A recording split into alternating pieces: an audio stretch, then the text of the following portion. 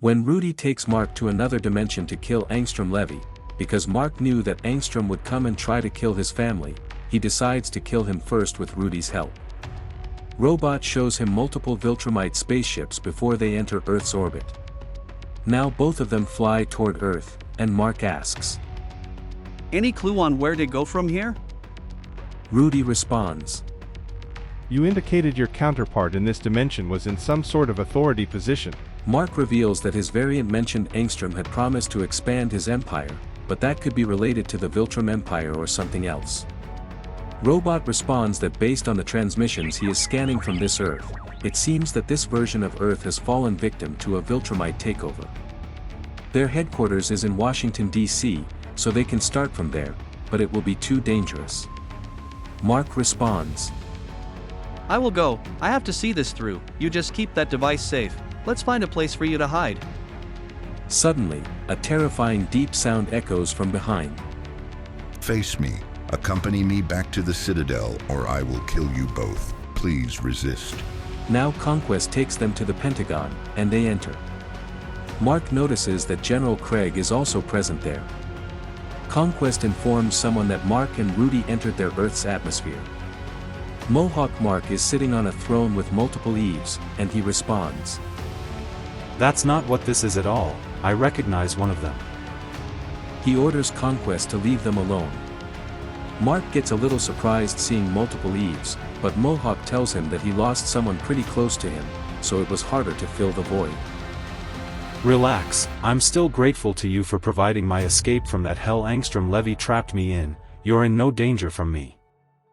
Mark responds, "You know how dangerous Angstrom is, I can't just leave him in play, I have to know what you have done to him." Mohawk tells him that he has taken care of Angstrom. Even though Mark does not trust him, he still has to believe him. Rudy seems a little strange during their conversation. However, he takes them to the basement. Mark is shocked to witness that Mohawk has kept Angstrom in the lab and is running experiments on him with the help of doctors.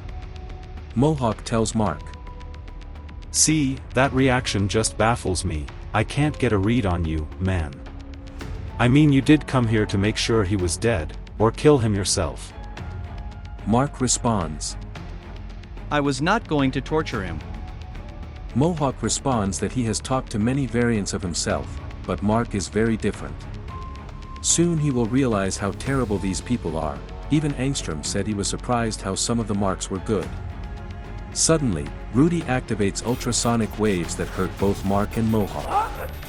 Rudy apologizes for doing that, but he shoots two doctors and throws a small grenade into Mohawk's mouth. Mohawk Mark coughs, and suddenly his whole face explodes. Mark lies on the ground, feeling intense pain. He asks why Rudy is doing this. Rudy responds that he has to deal with Angstrom first. He uses a knife to cut off Angstrom's head and then cleans his knife. Now he reveals that he is using similar tech to what Cecil used against the Viltrumites to hurt them, but he made it a little stronger. He reveals that if Mark stays on Earth, he won't succeed in his plan. So, he has to leave him here in this dimension because he does not want to kill him.